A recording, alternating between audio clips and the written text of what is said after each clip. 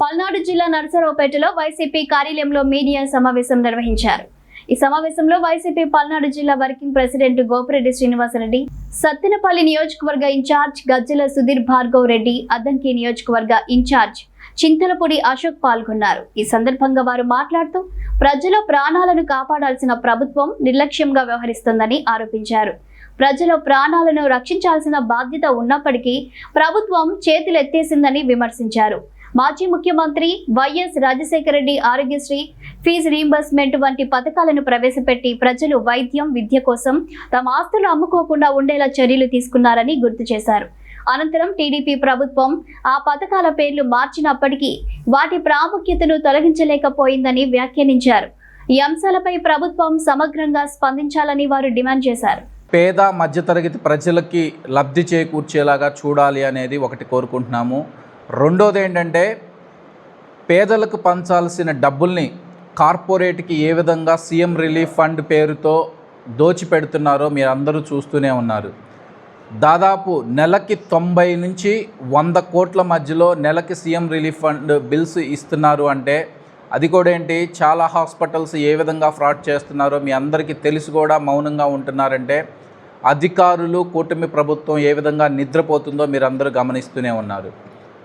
వెంటనే హాస్పిటల్స్కి రావాల్సినటువంటి బిల్స్ అన్నీ సక్రమంగా చెల్లించి ఈ ఆరోగ్యశ్రీని పునరుద్ధరించాలని వైఎస్ఆర్సీపీ పార్టీ తరపున డిమాండ్ చేస్తున్నాం.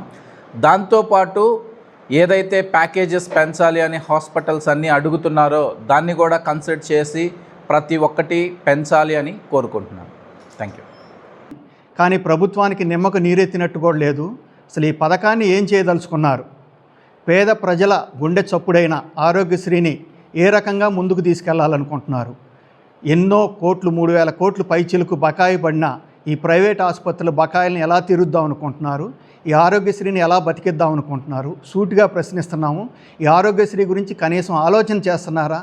పేద ప్రజలు పడుతున్న ఇబ్బందులు గమనిస్తున్నారా? ఆరోగ్య శాఖ మంత్రి గారు దీని గురించి ఏమన్నా ఆలోచన చేస్తున్నారా అనేది ఈరోజు మిమ్మల్ని మీ ద్వారా ప్రశ్నిస్తున్నాను. మీరు వెంటనే స్పందించి ఈ పథకాన్ని నిర్వీర్యం కాకుండా పేద ప్రజలకు ఉపయోగపడే విధంగా తీర్చిదిద్దాలని కోరుకుంటున్నాను. Thank you. కొంతమంది ప్రకటనలు చూసాం, దీన్ని ఇన్సూరెన్స్ బీమా కంపెనీలకు అందిస్తామని చెప్తా ఉన్నారు. బీమా కంపెనీలకి చెల్లించాలంటే ఒక్కసారే 4,000 కోట్లు చెల్లించాలి. బీమా కంపెనీలకి ప్రభుత్వం ఒక్కసారే 4,000 కోట్లు చెల్లించలేక చేతులెత్తేసే కార్యం. ఒకవైపు టెండర్లు పిలిచామంటున్నారు. టెండర్లు పిలిచి అవి ఓపెన్ కూడా చేయలేదు. ఇంతవరకు డిస్కషన్ జరగలేదు దాని మీద. ఎట్లా ఉందంటే ఈ ప్రభుత్వ పరిస్థితి, ముందు ఒక నొయ్యి వెనకొక గొయ్యి, ఆ టైప్లో ఉంది. ఆరోగ్యశ్రీని కంటిన్యూ చేయాలంటే 3,000 కోట్లు చెల్లించాలి. ఇది చెల్లించలే. ప్రింట్ అండ్ ప్రెస్ మీడియాకి నమస్కారం.